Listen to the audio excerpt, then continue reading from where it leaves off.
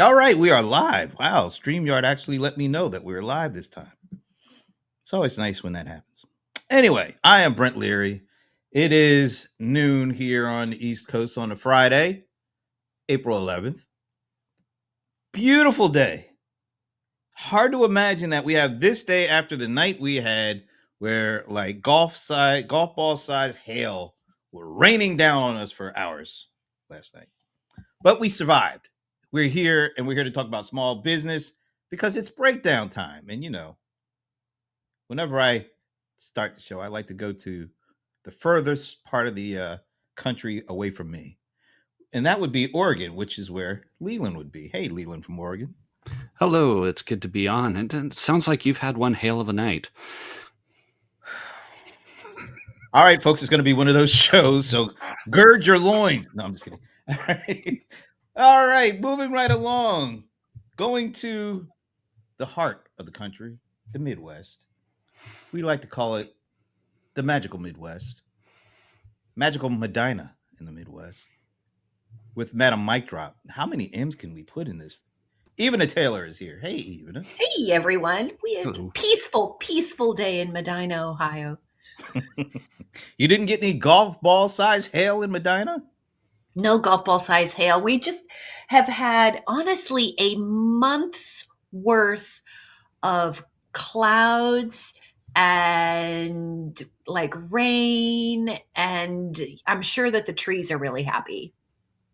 You got all that last night? No, it's just been this way all since March, I think. Okay, well, with more projected.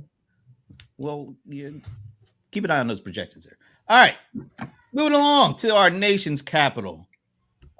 A man I've never seen not have a smile on his face. Shashi. Hey, Shashi. Hey, everybody. So glad to be here. What's going on in the nation's capital? I heard something on the radio from the Atlanta head of the Atlanta Fed. He said, when it's foggy, drive carefully. If it becomes more foggy, stop and wait for it to go. That's what I wanted to start off with. So does that mean your foot is firmly stomping down on the brake at this point, or? I don't know. Yeah, I mean, weather-wise, it's still cloudy. Luckily, we didn't have any hailstorms. All right. Well, I know somebody that might have got a few hailstones or something like that. He is the bold one. He is the cold one. He is John Colder Ice Lawson. Yo, what's up? I'm sitting here in the dark. Yeah, we're used to that, but how things going? Yeah, we didn't have any hail. So. You didn't get no hail? I don't think so. Maybe I was asleep. What time was that? Yeah, it was probably past your bedtime. So. It was probably past my bedtime. Was it after 9? Yes, it definitely. Yeah, okay, I didn't hear it. Well, I'm glad you didn't let that hail ruin your nap time. So there you go. All right. Didn't hail the hail. I didn't hail that. Oh, wow. We got all sorts of tomfoolery going on here right now. Speaking of tomfoolery, no, I'm just kidding. Our buddy is back. We missed him last week. He is representing, maybe let's go with that. Representing the New York, New Jersey corridor. Ramon Ray is in the house. Hey, Brandon team. Good to be here. Can y'all hear me okay? Yes. We can hear you fine. All right, good. I didn't get the chance. Good to be here. Hey, everybody. I missed the hail too, but glad to be here and talking about all the things. Thanks for having me. We're going to be talking about all the things? Yep. All right. You got a full house. Ramon is fired up. Wow. Yeah, it is. It's all lit up. All 6 panels are looking good. You know what? I got to get our backdrop. Why did you guys let me know that we're looking kind of like naked here? We got to get the backdrop going for this. We're bold. We're black. Okay. Oh, now we're colorful. Some of them are still bold and black, but Yeah, and it still has the logo in it. All right. God, you're gonna be so picky. Yeah. It's not like this is the only show I'm gonna do. You told us to put your feet to the fire, so. Oh, when did I say that, Leland? I don't recall ever saying that. But. All right, so let's get started. I usually start with some kind of inane statistic or number or something like that. We're not doing that today. Really? We're going with a little video clip of somebody really important, Secretary of Education, talking about something, but I don't know if she actually got it right. So I'm going to play this clip and let me see if you know what she's talking about. I think it was a letter or a report that I heard this morning. I wish I could remember the source, but that there is a school system that's going to start making sure that first graders or even pre-Ks have A1 teaching, every year starting, that far down in the grades. And that's a wonderful thing. Kids are sponges. They just absorb everything. And so it wasn't all that long ago that we're going to have internet in our schools. Whoop. Now, okay, let's see A1 and how can that be helpful? How can it be helpful in one-on-one instruction? How can it be helpful in absorbing, more information for the... All right, enough of that. What's she talking about? What's A1? Oh my It's a God. great It's steak sauce. A1 Oh teaching of my the basics of education, the basics of communication, and all those things. Yeah, because that's not what they've ever been teaching. A1. I think she meant AI. I think she meant AI. I think she meant AI. I really Oh, I see. Because A1 is an education thing. So I thought, I don't know. Oh, is it? Yeah. I don't know. I don't know enough about that. It's focused on the very basics of language acquisition, learners, and fundamental communication skills. Yeah, seriously. That really sounds Excellent. great, but that was not what she was talking about. Fair enough, yeah. No. Oh, that was not what she was talking about? She was talking about AI because that whole conversation that was going on was around AI. That's why you know she what's said funny the about that, Brent, internet is was that- coming. What's funny about that is probably, one of her team probably put it talking notes. She probably doesn't know what AI is. And just in her quick All right. A1. Let's just hold that thought. Okay. Let's hold that The thought. Secretary of Education does looked not at a piece know of paper what and read AI as A1. What does that say? I mean, I'm not trying to be funny because she was deadly serious. She was talking about A1. Yeah. But when you're the Secretary of Education, I know they're trying to scrap it and all, but when you hold that kind of position, shouldn't you know at least a little bit about what everybody is talking about right now? I can help, Brent. John, be quiet a minute, please. I can help. I don't want to hear you, John. For this one here, anything with this segment, Brent, please mute John. But, bottom line is, I think one of a few things as I do my best to help explain this to you all, especially to John, I think it was a Freudian slip. I think it was a miscommunication. It's ironic that A1 is a real education thing, and she had the right thing in the wrong context, and that's all that happened. And I think John will agree we should just move on and forgive her. I know, John, you'll agree with me. Join me in that, John. I would love that grace. I would like to know teachers. how many. It's amazing how some A1 teachers will help in our classrooms. Because you remember back when they said we're going to have the internet in the classroom, but now we got A1 teaching. Yes. Thank you, John. The stupidity of that statement is just unbelievable. And the fact that, people won't look at it and just say, well, that was stupid is really kind of weird to me too. People are. Why I bet do half we of have America to make is. excuses for what's obviously a dumb comment? I mean, she should just come out and be like, man, I read that wrong. Yeah. I was totally wrong there. Even you were saying something, so we cut over you. I don't hear her.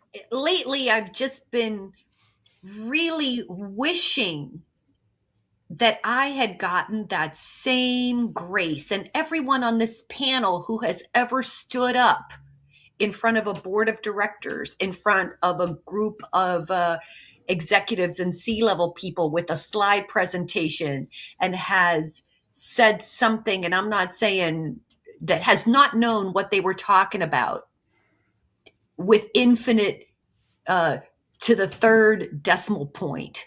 I have been there. I know everyone on this panel has been there. Ramon Ray has never been there. Correct, Shashi. Correct.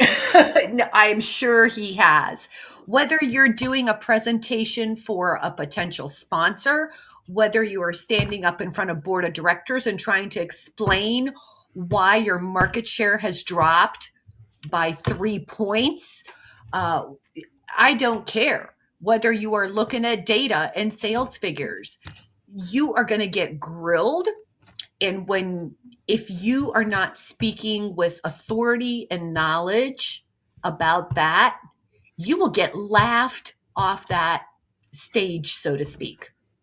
So I would love to have that kind of grace. I think about that often, and I'm like, what a marketing communication job some people have done so that you can just get up and say whatever and then just like mobilize billions of dollars worth of resources who are actually going to contemplate that the fact that you just said something ridiculous and to just like actually evaluate it. I've never had that experience in my life. I wish I had. Let me just say this. Even is serious when she gets the fist pounding. Did I pound? I'm sorry. Oh my God, you were pounding. You were into it though. We were afraid to say anything, but I agree. Especially when you hold the title of Secretary of Education, and you're speaking at that conference at Arizona State, so you're at a institution of higher learning talking about this, and let's see if the bold one is ready to come back. Well, I can say what he was going to say, Brent. Most likely, because audio, Brent. They had the speakers on the stage probably low, and she probably simply got mixed up A1. Okay, John's back. John, go ahead and continue. I know you agree with what I'm saying. Continue. Sorry, go ahead. Yeah, I tell whatever he said. No, I think I have a theory here. Okay, go ahead, Shashi. What if this was well orchestrated and nobody picked up what was actually decided on the screen, on the stage, right? Mm-hmm. And everybody is just talking about this mistake.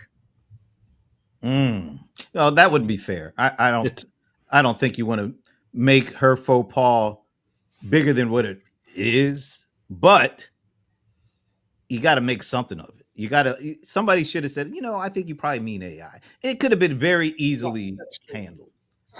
But to just let her go off, it doesn't make. Anyway, I just thought it was interesting that everywhere you go, everybody's talking about AI. And I don't know if it was just a faux pas or she really doesn't know what the hell AI is even at a high level.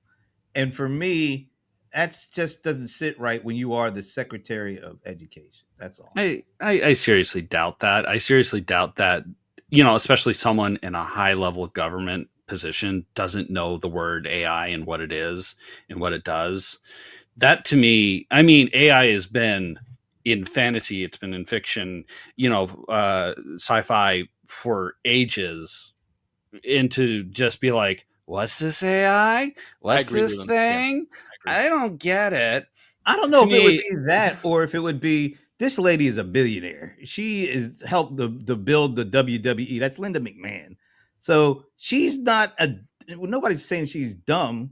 What she knows well enough to become a billionaireess, a builder of an empire. I don't think that AI had anything to do with what she did. So, Brent, I just think A1 was in her talking points, but I do think A1 seriously. I think it was too close to A1 being her talking points in her mind, what she wanted to say, and I think it was John. Is there a problem, John? Is there a problem? Okay, let me finish. Sorry, John, you distracted me. I think it's simply just A1 was on her mind because it is education. If A1 was about cow nurturing or something different, I think you have. But A1, and she's talking about. Can you play the damn clip again? She's talking about the basics of communication. Play the damn clip again. I'll play it again. She's talked about the basics of communication before. So I think, listen, as John and Shashi and Leland and even a no, it was just simply a mistake. We can move on. That's all it was. Right context, wrong room. That's all it was. Right. Everybody ready to move on? I'm good. Yeah. I have a small business tip lesson here about this particular thing. What they taught us in school, let's keep that on the education, is that whenever you use any type of acronym, it's always smart to maybe write artificial intelligence parentheses AI, especially to Ramon's point, if there is something similar. So you should always be defining and writing things out. So the lesson to small businesses, especially if you are in a technical type of field that has its own little jargon, please make sure that you clearly write out all of the words and then the acronym that you're going to be using from that point forward. I totally agree. Okay, good. By the way, I'll just give you the name, the caption on the video on YouTube. Linda McMahon calls AI A1 like the sauce repeatedly. Multiple times in the same sentence while speaking about technology. It's not I mean, come on. It had nothing to do with this A1. And I'm getting ready to look up this A1 student shit that he's talking about too. What was it again, John? I didn't hear you. What was it again? It was what was it again, John? This A1 student chip. Oh,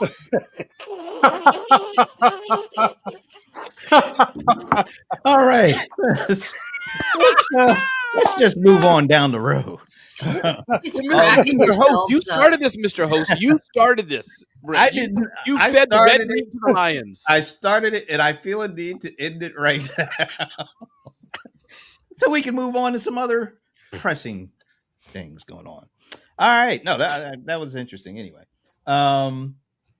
we've been talking every week, how you guys feel about all the economy stuff, because every week we get new stuff. I don't even know how to describe what happened this week. We saw at one point a $7 trillion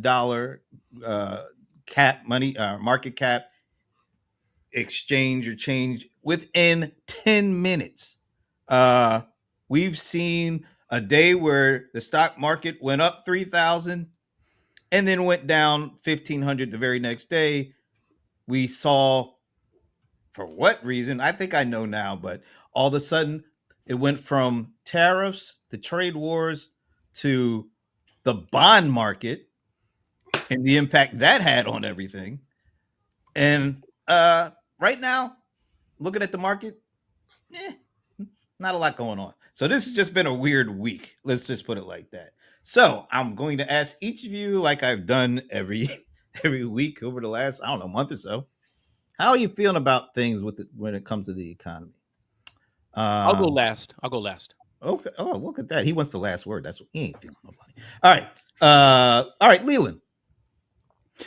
I think that it's one of those situations where he's cooking, and I know that people are like, no, he's all over the place, but I do believe that he's kind of cooking. He's bartering, and people think that, well, people are, these countries, they're going to call on the bonds, and they're going to take a whole bunch of money from the US by bringing them out. And I'm like, I think that he got a lot of people, a lot of countries, 70, I think, where's the number, wanting to come to the negotiation table. It's going to take a long time to actually get through 70 countries and negotiate with all of them. So he's like, okay, for those people that are coming to the negotiation table who are willing to play, we'll pause the tariffs. It's nothing to do with the bonds.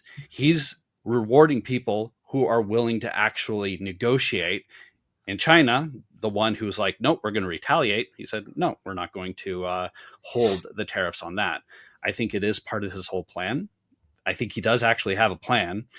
Some people say that he doesn't. I think that he is actually cooking, and he's on track to not tank the economy, but try to help benefit the U.S. with more trade opportunities out of the U.S. All right, Ivana, what do you say? I say, and I'm going to speak probably in my small business tip context. What I've been researching all these things, and the way any small business owner who is not in the financial markets, and what I mean is we're not stockbrokers, we're not financial analysts and that type of thing, right? We're just like regular folks who have lost money and who have seen, I believe, again, I'm not a financial expert, but when the stock market goes down, the bond market goes up and vice versa, or is it the other way around? The idea is that people are taking money out of the stock market and putting it into safe investments, which are bonds and treasuries. And now we're seeing people, I believe Japan it was, that sold their bonds, and that's what created this relationship that typically doesn't happen. Yep. All that says to me is chaos and lack of control. We as small business owners who are living our little lives, I can't stop thinking about John's friend whose container now costs $60,000 and maybe now it's $120,000. That's reality for small businesses. So the short skippy is when you can't control the things that are around you, You have to ask yourself what you can control. What you can control is value and perceived value. So that's what I would encourage. That's how I'm feeling. I'm feeling that if you are in a business that is a quote unquote want business versus a need or necessity business, you've got to take a look at your offer, and you've got to look at what can you control to increase value. No matter which ways I've sliced it and doing my research, the most repeated answer and analysis has come back to looking at your value so that you can stay in business for the long haul. That might mean remessaging, that might mean some repricing, that might mean some reorganizing of your offer, perhaps adding additional customer service, looking at what really holds value to your customer. Mr. Lawson. I don't know what's going on, and I don't really pretend to be a analyst or understand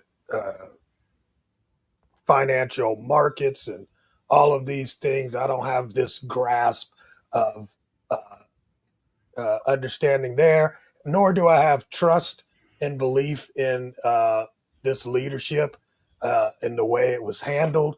All I know is that if Barack Obama did this, these two people on this other side of this conversation would be losing their effing mind.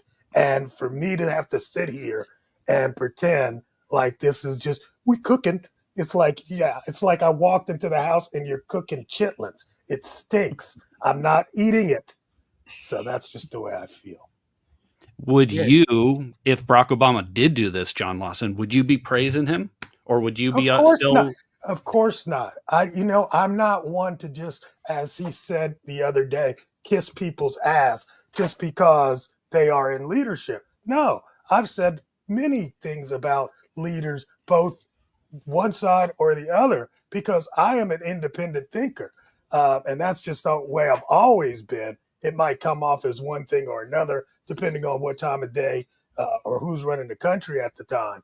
But no, absolutely, I would not. This is absolutely insane. And we're on a roller coaster, and to pretend like everything is like cool is just, I don't get it.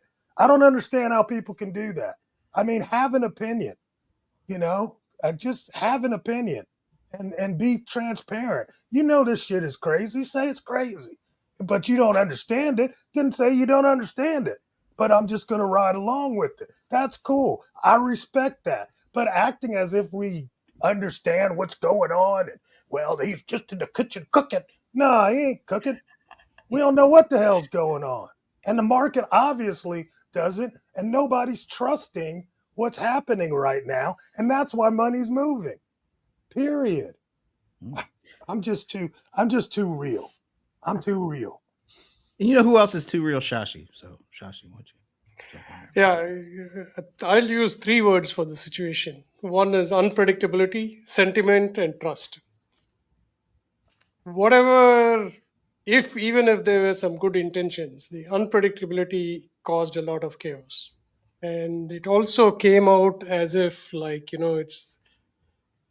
it's like the strong versus the weak. Like, hey, I'm a strong person, so you all have to do what that is not the kind of image that we should be conveying, right? Especially some of the words that were used against the world leaders.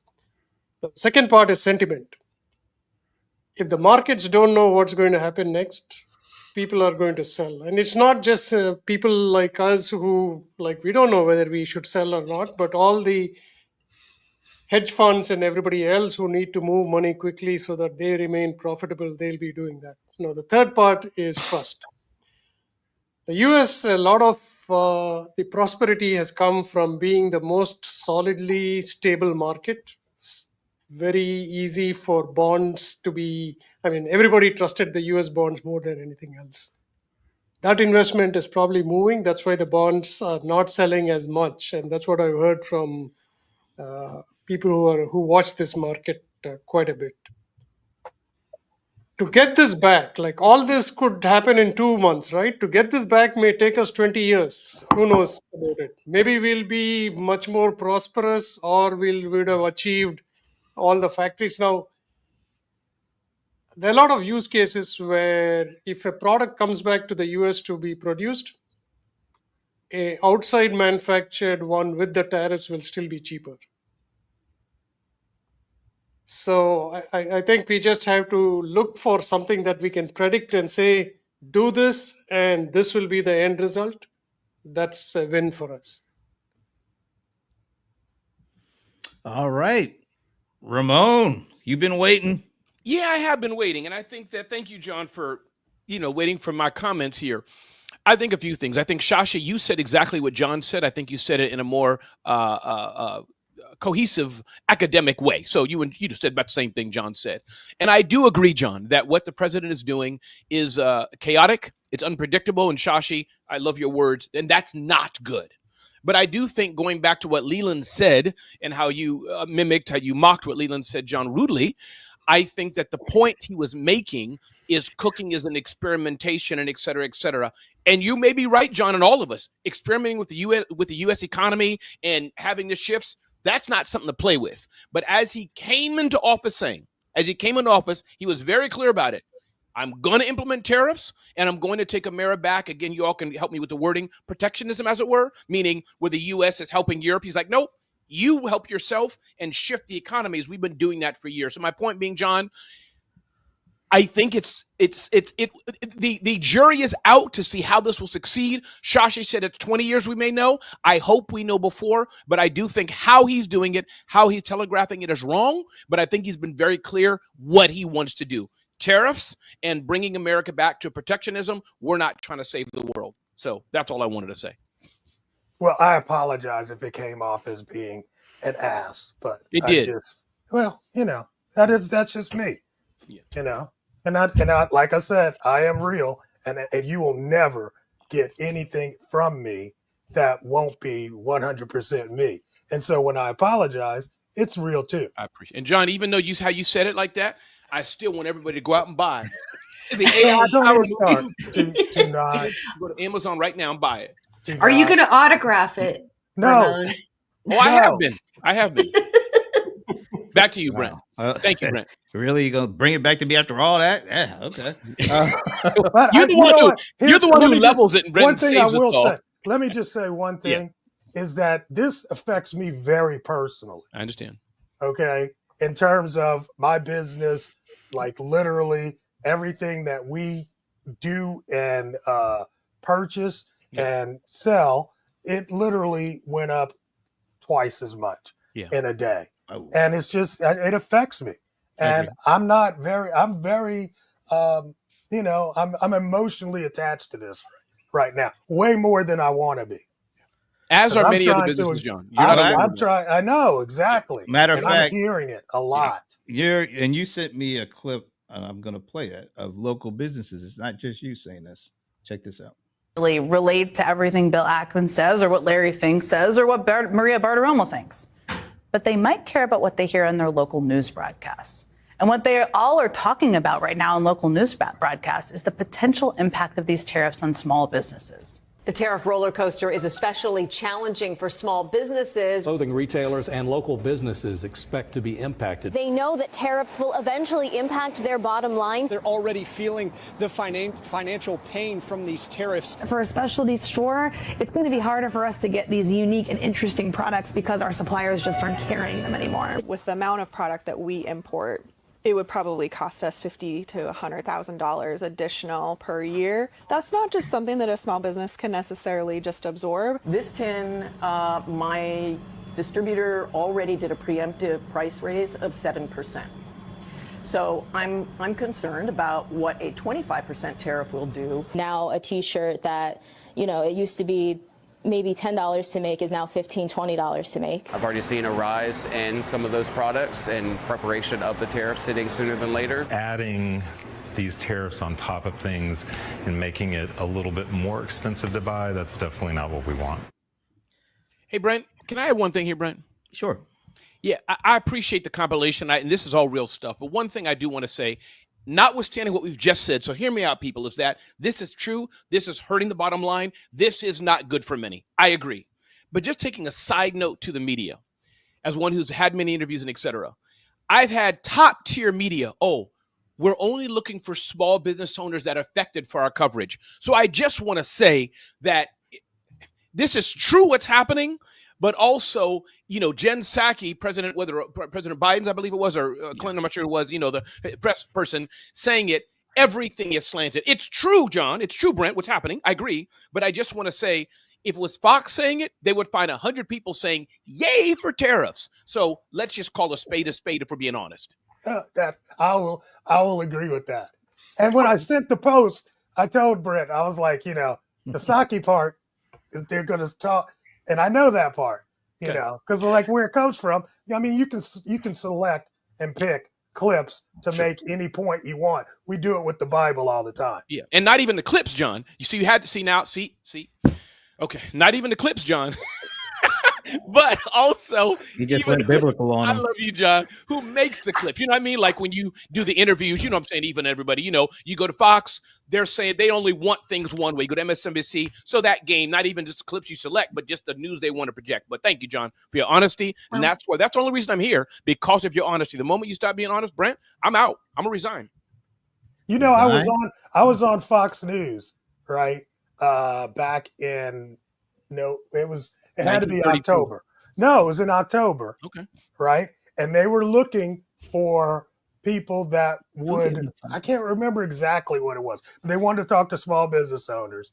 And they spoke to me. Mm-hmm. It was like people that would consider voting for Trump. That's what it was, right? Small business owners that would consider voting for Trump. So I get on the call, the pre-call, and with the editors and production team. With the editors and production team, right? First things first. You remember what I used to have up in the upper right-hand corner? Barack. There's like, can we please crop that? Okay, that was first, right? And then the actual clip, as we got into the clip, the way the announcers were trying to make me say something. That's right.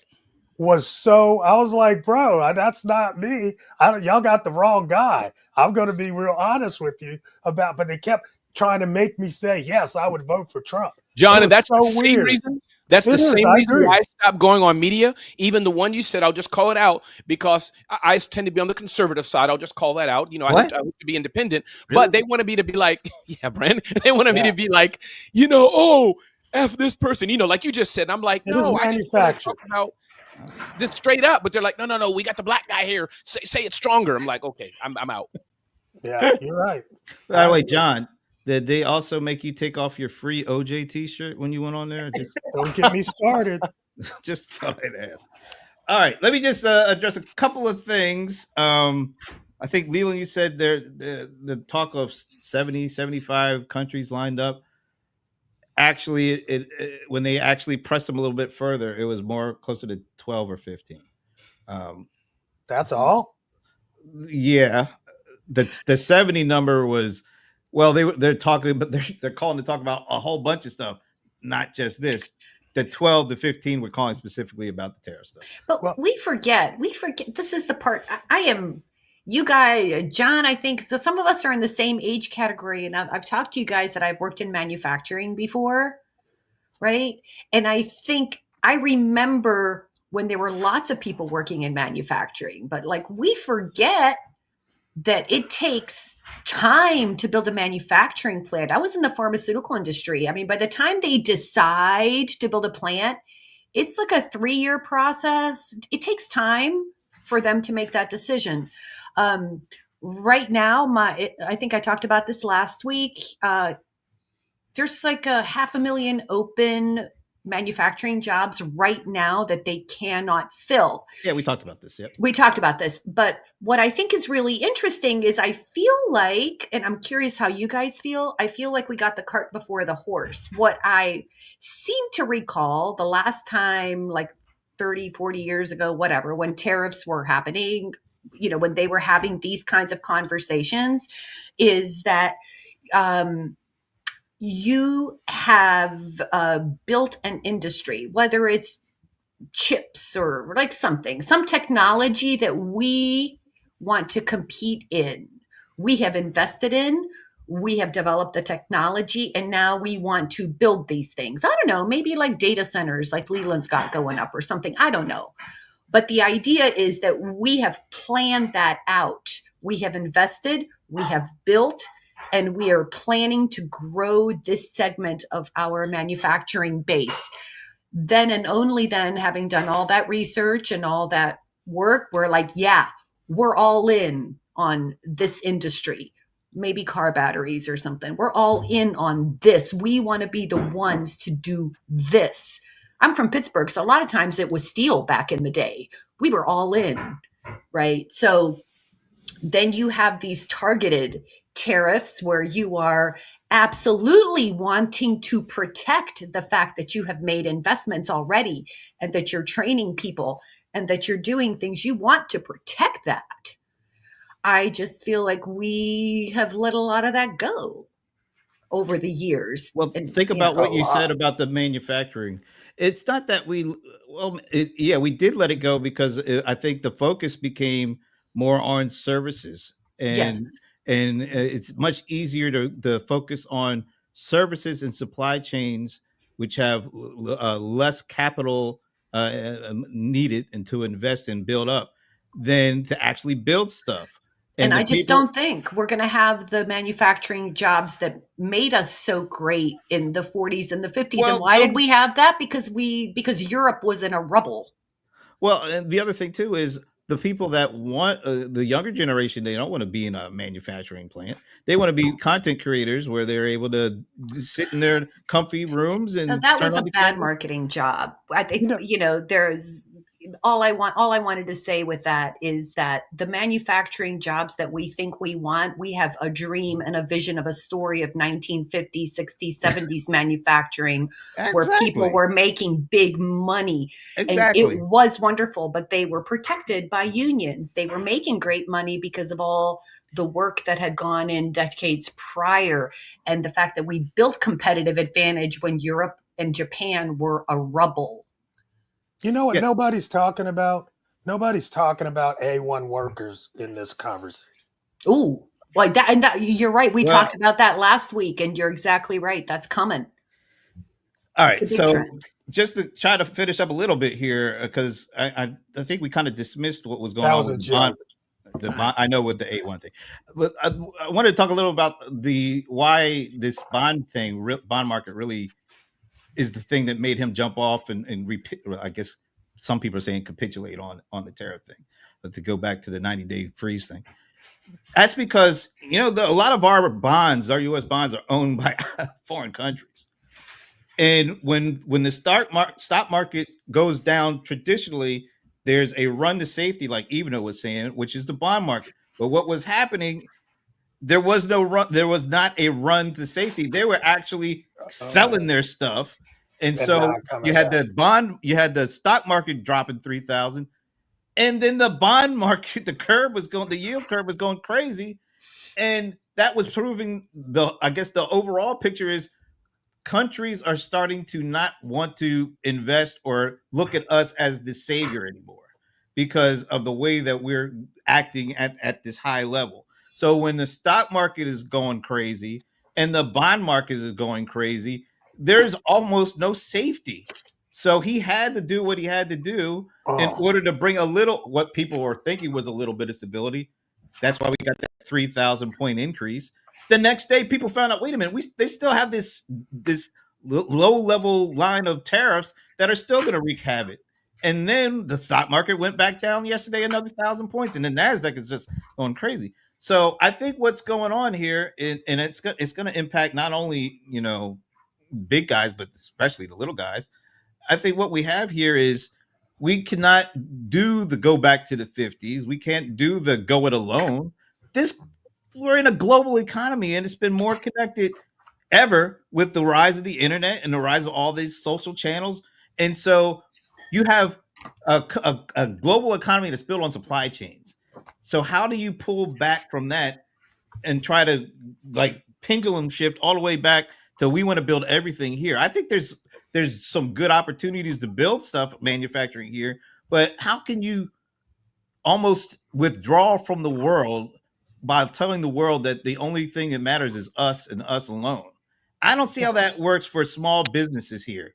Well, Because a lot of small, that's what he said he was going to do anyway. yeah, I but think how does that work for small here's businesses here? believe it or not, my biggest problem, not my biggest problem, but what compounded the big problem for me was the shift backwards. It was his backstep that really bothered me more than anything. I mean, if you're going to do it, do it. He kept saying, "Get ready for the pain," and then a day later, he just flips and now Hey, that's look, like, I'm I'm like, glad what are for you the doing? I'm glad for the backstep. Are you kidding me? If we I hadn't get it, backstep, we'd be in an even worse position right now. But that's the instability that Shashi's talking about. That's the instability Yeah, part. I'm curious, John, how are people ordering? I did see, for example, on my stream an actual woman, small business owner who was like your friend, right? Who had stuff in transit. I have purchased it. I've already sold it. Right? So she sold it at a particular price already. So now it's coming, and I guess it went from like 26,000 to like 126,000. Like there was just this huge change. And she said, I'm going under. I don't know what I'm going to do. I'm literally going to give my product away because of. So I'm curious, John, what impact does this have on folks who are bringing product in maybe that they've already sold or like they're trying to buy? How do you predict what you're going to buy, how much you're going to buy? How does that work? I don't know. I got a call with somebody, next day or next week, I guess. And so we had went through this whole thing where she had a deal on the table where they were going to give the money to do the products, right? And then it was going to be distributed in a major retailer. So the deal was already done. The money was transferred. And now the product is on order and it's on its way here. And the deal that they took was really based on, okay, we're going to do it at low margin, but we're going to get a lot of publicity from the fact that we're going to be in major retail. And now that is not going to work out. So the product's going to come, the money's already been transferred, but now she's got to pay the taxes. And I don't know. That's probably why I got a call on Monday. Like what? No, seriously, like, John. what are we going to do? Does she have gonna to get a pay for loan? it? I mean, because now she, by contract, has to deliver this product to the retailer, right? Yeah, either that or there's going to be people that are going to abandon those orders and probably go bankrupt. I think you're going to see several instances where some businesses are just going to opt to go bankrupt as opposed to going into deeper debt, and they're just going to abandon. Like I said, I think a week ago I said that you're going to see that there's going to be abandoned containers at our ports because people can't afford it. It's probably not going to be as bad as it was when we had taxes on everybody's imports that were, stacking. Now it's only China, but China's a lot still. China's a lot. A lot. Oh, let's say hello to Debbie. Hey, Debbie. What an amazing lineup. I would have to agree. You guys are pretty amazing. Let me ask Ramon. Let me ask Ramon. What would you say to what do you say to a business like owner at this point? Because I really want to have the positive, attitude. I really don't want to be telling them, you're screwed." Well, I mean, what's your thought? Yeah, the realistic is I have to go back to the last time we were feeling this way is COVID, which was a lot worse because it was finite and definite. But John, I must say it sucked, but I embraced the suck and I had to innovate. But I must say, in fairness, John, no political at all, I feel you. Your business, if you're doing shipping and all the stuff you do internationally, it is painful. It's destabilizing. It's like everything was going a little bit okay. And now it's not even weather. It's not even famine. It's not even war. It's our president, John and I's president, especially. John, can you say our president? Right? our president. That's our president. That's making these things happen. So my point is, John, honestly, I think now, having said that, after you embrace that and do that, as our friends in the innovation space would say, all you have to do, John, what is your lines of credit? What is your cash flow? Going to your vendors, asking to extend their, I think it's called credit, when they extend you, they self-loan, all those things you just have to do. Yeah, sadly, that's it. So I'm with you in that, John. The pain is real. Now you do remind me of what it was like when COVID came. It was like, okay, but the only thing that felt good was the government was on your side. Yeah, they recognized that this was a problem too. Yeah, and I'll just pull on that thread a little bit more, John. Like, no. Well, I'm just saying, but yeah, go ahead, Leland. It was the government that shut everyone. I mean, you had Florida, which was a lot more open, and there were a lot less casualties when it came to the small business market versus states like California or Oregon. I had so many restaurants that shut down, businesses that shut down because of COVID, where a government such as Florida, which was a lot less loose on the restrictions, there wasn't as many. So it was really the government that actually was instigating a lot of the stuff that happened within COVID. Agree. But Leland, in fairness, we were open first. Everybody talks about Florida. We beat Florida. Georgia was first. Leland. But no, when I said the government was on your side, I meant that we knew we were going to have some sort of financial relief. We knew that was coming. But you're right. But unfortunately, that caused a whole host of other problems because they printed the money in order to be able to give out the money, which drove up inflation quite a bit. Yeah. I have a question for the group. Sorry.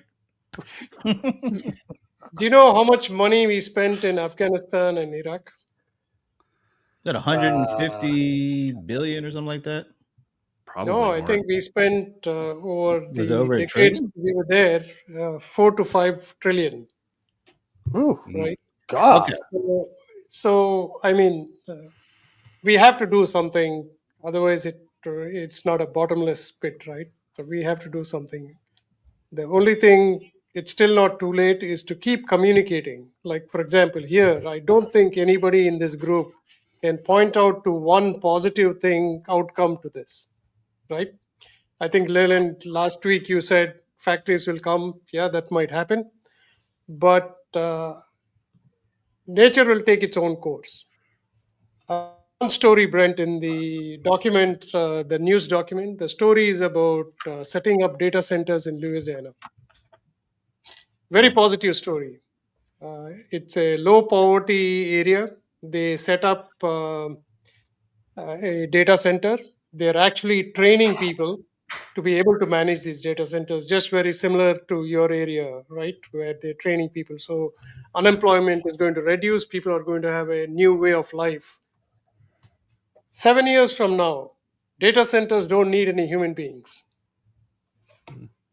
We will not be ready to retrain them to some other job. So this cycle will always come back again after 10 years, unless we are saying whenever we displace any industry, we have to say, like, this is your pathway to. And I think over the last 20 years, we promised it to every manufacturing job, but we didn't deliver, right? It's not about politics. It's about, if your way of life is there, you need a pathway to improve. Like the small businesses who are going to go bankrupt, right? Somebody needs to come out and say, guys, we'll take care of this if this is as a result of the pain that everybody is going to face. All right, so who's going to do that? Who's going to be responsible for that?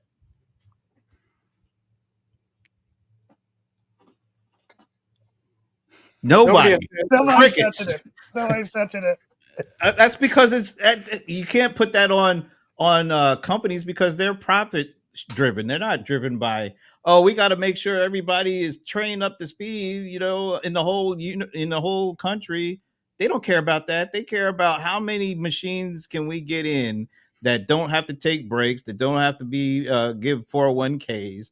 So when you, and even a touch on this, people have this dream. Oh, we're going to go have manufacturing, make manufacturing great again. Manufacturing ain't going to look at all like what they thought it was, or what they envisioned it being, like it was 50s or 60s. It's going to be robots running around. There's going to be all sorts of AI agents. It's going to be like a handful of people, but most of the stuff is going to be done by machines. That's not what I think these folks running around saying we want manufacturing back. I don't think that's what they envision. But that's what they're going to get. They do kind of. I did see an interview with it was one of the Trump officials, and he said that, yeah, the manufacturing is going to be automatic. It's going to be robots doing it, but the people that are going to be working in the factory are going to be maintaining the robots. They're going to be maintaining the equipment, making sure everything's going up to snuff. And I've even have a cousin works at the Walmart. He used to work at the Walmart distribution center down the road, and that's what he did. He maintained all of the equipment that was on the base. You needed to have an education level to be able to do that. You needed a little bit more than a high school diploma, a little bit of extra, but he was able to get in with it with relatively low education. But that's what I've seen in our area, especially with these Amazon facilities. People in our area don't know how to run fiber optic. They didn't know how to replace drives and replace equipment into the computers. And those jobs will always be around. It's not something that's going to be easily automated when it comes to a data center. I think you're right about that, but I don't think there's going to be that many of those jobs compared to all the manufacturing jobs from the back in the day. These things are being created to be self-healing, or to be able to self identify if there's an issue and then fix it. There are always going to be some number of humans around for stuff because there just has to be. But the sheer number of folks that were building cars back in the day, what percentage of that folks building cars now do we have compared to what it was back in the day? What is the unemployment rate right now? 4%, give or take. 4%. Yeah, somewhere around there. Okay, so I mean, like that's kind of close to full employment. Full employment. I mean, like what are we missing? I mean, why do we need to? If it's just for jobs, I think it's they're doing it. I get part of the reason why we're doing it is because militarily, it's a problem if we go to war with the rest of the world. Which, that's the thing that really kind of gets to me, because we even back in the 40s, we even partnered up with Joseph Stalin, who wasn't one of our favorite people, but we joined him. We joined up with him because there was somebody even worse than him. You need allies. You don't treat your allies like we're treating them right now. We're treating them purely from an economic standpoint. You can't do that. You can't have just a financially transactional relationship with folks and then want them to come to your need when somebody sends planes into a couple of big buildings. We're the only country that has called on NATO to help us because of 9/11. And they all did. And now what we're saying to them is, that's great, but don't look for us to help you when it comes to the financial stuff. We're going to treat you just like we treat our enemies, basically. That's what we're doing here. No, I agree, Brendan. I think that the bottom line, again, us talking about it here is great, for discussion, and it's good to educate the small businesses, right? This is a small business roundtable, but that is something that I am a bit miffed, pissed, anxious, not on with, concerned about, but I hope the bet is off, is that American being protectionist. That's a whole different shift than we've been doing. What is it? Y'all may know the history better. Woodrow Wilson and all the big doctrines, you know what I'm saying, even that we do. It's been a huge shift. And to your point, Brent, I don't know if that's the right thing. Allies are important. But number two, for right or for wrong, President Trump, our president, John, has been focused on those two things, other things as well. But immigration, he's lit that bad boy on fire. He said it from day one, and he's honored what he said. He was laser clear, no hanky-panky. And number two, he said tariffs. I'm coming in hot. So I'm not saying it's a good part about it, but I'm saying he's been clear. He's been talking it. Something's in his craw or him or his advisors, and maybe it's not even his advisors, something with him personally tariffs. Oh, he's And been talking about tariffs since the 80s. You're right. yeah, This is nothing new. correct. Matter of fact, the only reason that he didn't enforce this or try to do this his first term is because they had, what do they call them?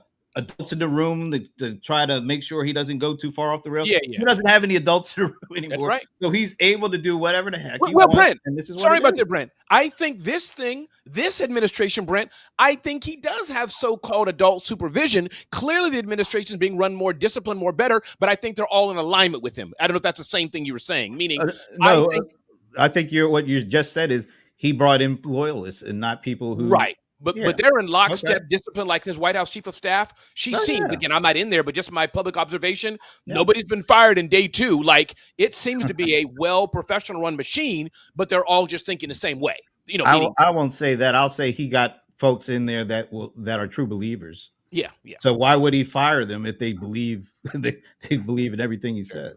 And side note, even when I see Hegseth, and again, not getting political here, but, the Secretary of Defense, just that, again, y'all kind of know where I stand on certain things, but as he speaks, I'm like, he don't sound like a Secretary of Defense. He was a Fox host, man. I mean, I'm like, it's so. Anyway, but I do agree. Nobody should be surprised that he came in hot with the tariffs because he literally has been saying that since the 80s.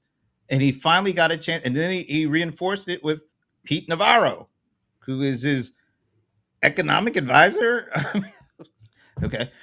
So nobody should be surprised, but we all should be very concerned because I think even I said it, this is chaos. And I think Shashi did too.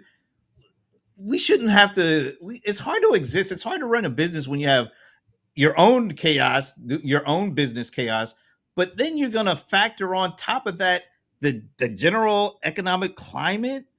I mean, you don't know from day to day where things are going. That's why the stock market goes 3,000 down one day. The exact next day, it goes up 1,500 off of just something he said. And not only him, remember I think it was the day earlier before where it went up 800 points and then went down 1,300 points in like a span of 5 minutes. That wasn't even him. That was some dude on the internet who put a rumor out there saying, "Oh, Trump is going to do this." This guy had they took him 10 minutes to find out this guy has nothing behind him. And then the market tanked 13. This is the environment all of us are trying to operate small businesses in. I just don't think this is very helpful. And I don't even know if we're able to get some sanity back. How do we get the trust back from our allies who are really seriously believing now that we're not friends to them anymore because of all this? That's the thing I think is going to be the hardest to get back.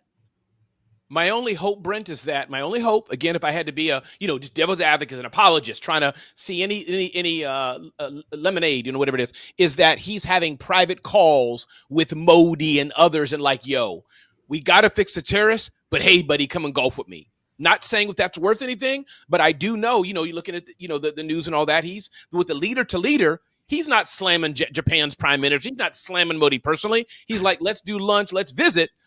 But he is saying those tariffs got to get working. So I don't know if that's anything, but I hope it's something. But publicly, Brent, it doesn't look good. I agree. All right. Wow. You look like colder ice is about to explode over there. I don't know what's going on.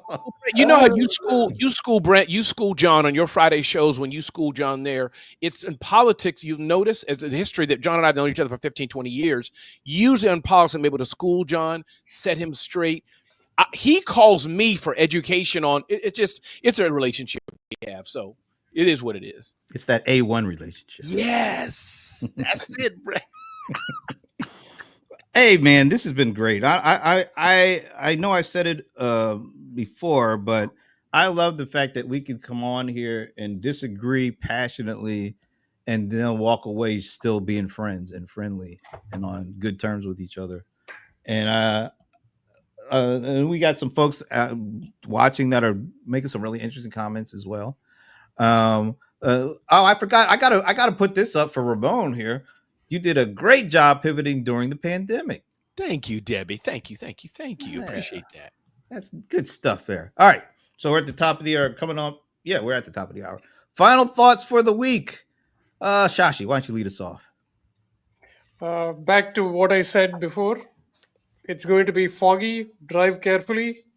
If the fog becomes too thick, stop and be careful. Be careful. I like that.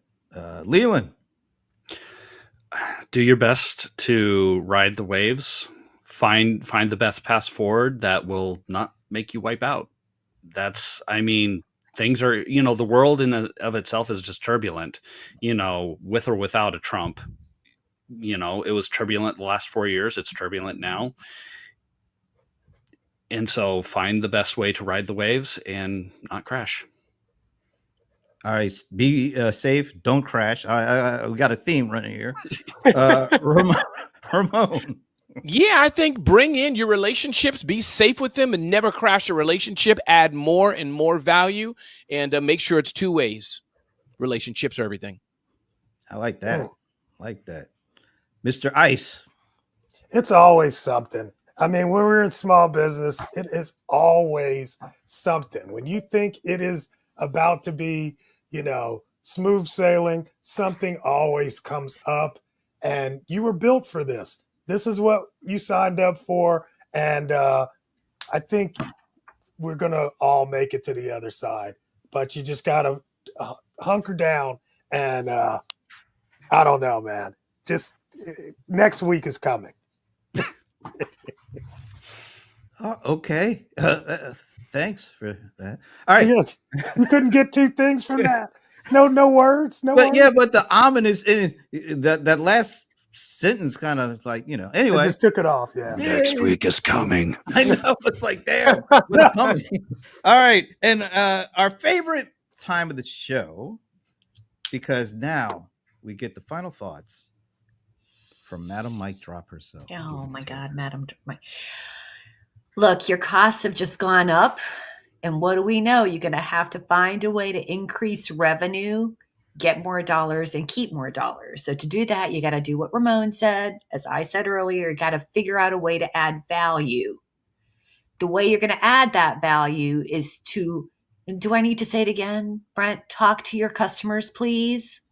Please talk to them. They will tell you what their necessities are and where their necessity is. Do they need security? What are those core human elements that are going to make your product or service a need rather than a want? Oh. Can I just say, talk to your customers. It's one of those things, it doesn't cost you anything. They can't put tariffs on talk to your customer. Can they? You can't put tariffs in, or double tariffs or whatever, fighting tariffs. Talk to your damn customers. All right. 5:00. Ramon mentioned it. I get to school, the cold one, the bold one. He looks kind of. Are you frozen? Okay, for a minute there, it looked like you were frozen. And Brent, thanks for being an amazing host, man. Thanks for navigating, bringing us together. You do a great job. Thank you for bringing it together and hosting this. It's fun to be with you. Thank you. Oh, thank you very much. I appreciate it. Well, you guys make it very fun to do this. So, and I also enjoy everybody that comes and comments. You are a part of this show. Oh, thanks, Debbie. Yes, I am feeling the love. Like that. All right. Aww. So we will be back next week. Who knows what we're going to be talking about? Because we don't know what's going to happen. So you have to come back, join us, watch us, comment, add to the conversation. We will see you next Friday. Have a great weekend and a great week. See you.